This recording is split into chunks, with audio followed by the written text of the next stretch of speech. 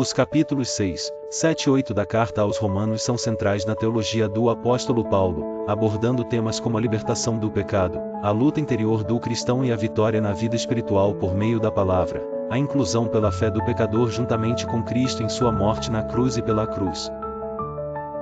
Escrita por volta de 57 a 58 d.C., Paulo estava em Corinto. Essa carta destinava-se à igreja em Roma, composta por judeus e gentios.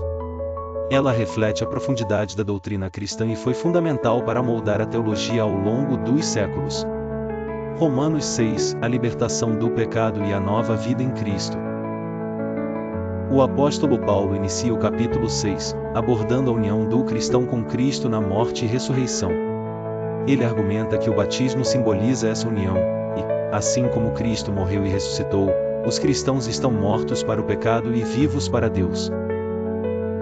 O apóstolo Paulo em Romanos capítulo 6, versos de 1 a 4, diz: devemos continuar no pecado para que a graça aumente? De modo nenhum. Paulo refuta a ideia de que a graça justifica o pecado contínuo. Sabendo isto, que o nosso homem velho foi com ele crucificado, para que o corpo do pecado seja desfeito, para que não sirvamos mais ao pecado.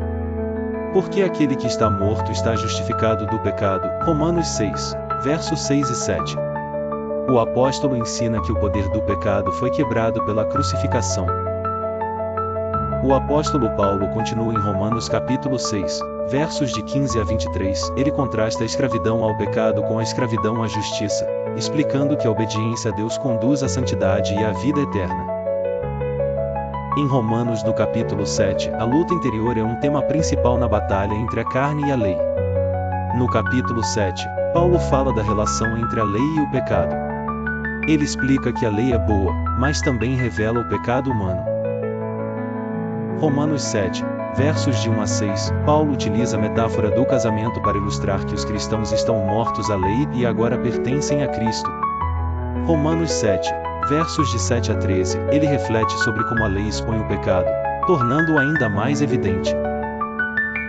Romanos 7, versos de 18 e 19, a famosa passagem da luta interior: porque eu sei que em mim, isto é, na minha carne, não habita bem algum, e com efeito o querer está em mim, mas não consigo realizar o bem.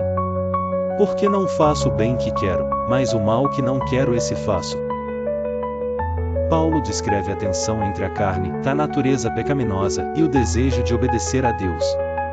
Em Romanos capítulo 8, o apóstolo Paulo nos mostra como ter vitória em uma vida no Espírito e ter segurança da salvação.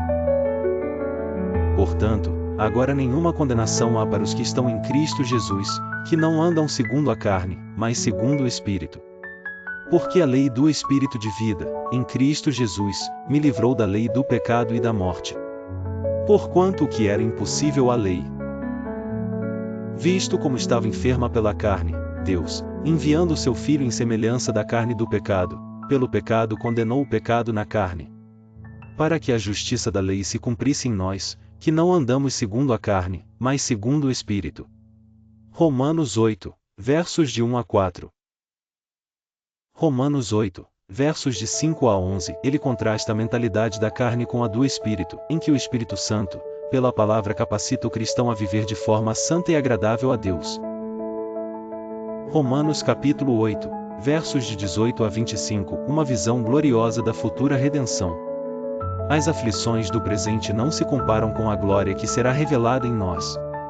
Romanos capítulo 8, versos de 28 a 39, Paulo conclui com a segurança da salvação.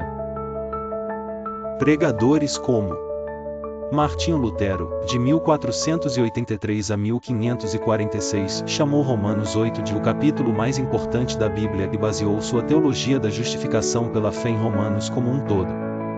John Wesley, de 1703 a 1791, pregou frequentemente sobre Romanos 6, enfatizando a santificação e a vitória sobre o pecado. Porque estou certo de que, nem a morte, nem a vida, nem os anjos, nem os principados, nem as potestades, nem o presente, nem o porvir, nem a altura, nem a profundidade, nem alguma outra criatura nos poderá separar do amor de Deus, que está em Cristo Jesus nosso Senhor. Romanos 8, versos 38 e 39.